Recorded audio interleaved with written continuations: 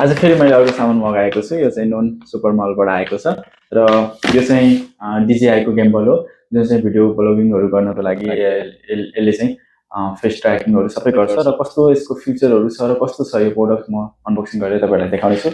हामीलाई के मिलेको छ र यो पनि मैले अस्ति भने जस्तै गरी यो पनि मैले चाहिँ टेबीबाट मगाएको थिएँ। टेबी अकाउन्ट कसरी खोल्ने र कसरी अर्डर गर्ने भनेर चाहिँ म तपाईँहरूलाई बताउनेछु एउटा भिडियोमा पुरा जानकारी दिनेछु।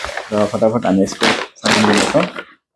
र हामीसँग अहिले रहेको छ DJI Osmo Mobile C र मैले चाहिँ यो समथिङ 350 रुपियाँ यहाँ 350 रियल यहाँ साउदीको पैसा लगाएको थिएँ र यसको अनबक्सिङ गर्नेछु र कस्तो यसको फेस ट्र्याकिङ राम्रो गर्छ र यो प्रोडक्ट राम्रो छ DJI को भन्ने मैले चाहिँ रिभ्यूहरू पाएर यसलाई अर्डर गरेको र फटाफट यसलाई अनबक्सिङ गर्नेछौँ कस्तो छ।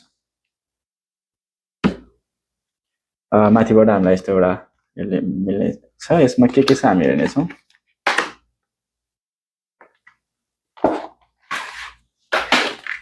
ओके, यहाँनिर केही स्टिकर दिएको छ। त्यसै गरी यो कसरी युज गर्ने भनेर गाइडलाइन्सहरू दिएको छ DJI-बाट। त्यसै गरी एउटा ब्याग दिएको छ। यसमा चाहिँ हामीले यो प्रोडक्टहरू यहाँ हालेर हिँड्न मिल्यो र यसमा अरू बाँकी केही पनि छैन। र एउटा सी टाइप केबल दिएको छ। त्यसै गरी रहेको छ यो चाहिँ स्ट्यान्ड, जसरी हामीले यसलाई यसरी राख्न सक्छौँ। र त्यसै गरी अर्को रहेको छ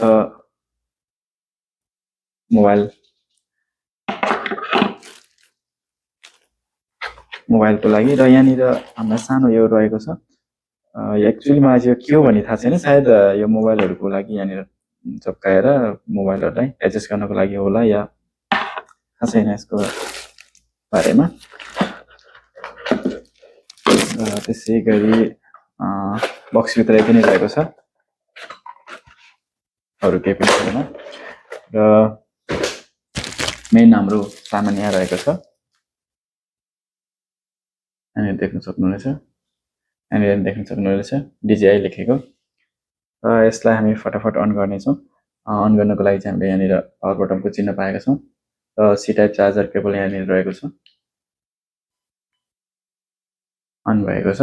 पहिला हामी यसलाई अफ मोडमा लगेर यसलाई पहिला ओके यो अन भएको छ।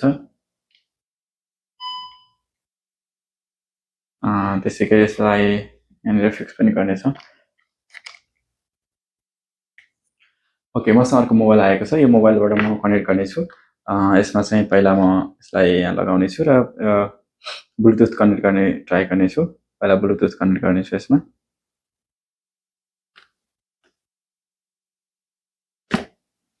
ओके,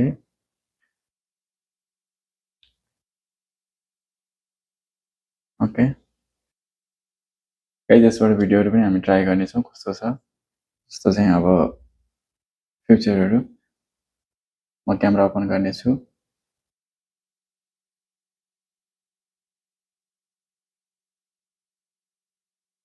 र यहाँनिर म फोकस मोडमा राख्नेछु।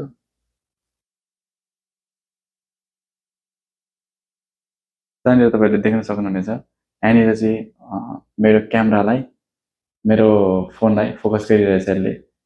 र यो भिडियो एकदम स्मुथ बनाइरहेको छ। सो यसो गर्दाखेरि हल्लिरहेको छ, तपाईँले देख्न सक्नुभयो। जहाँ यहाँनिर चाहिँ फोकस मोडमा यहाँनिर बटन क्लिक गरिसकेपछि यसले चाहिँ देख्न सक्नुहुनेछ फोकस मोडमा काम गरिरहेको छ।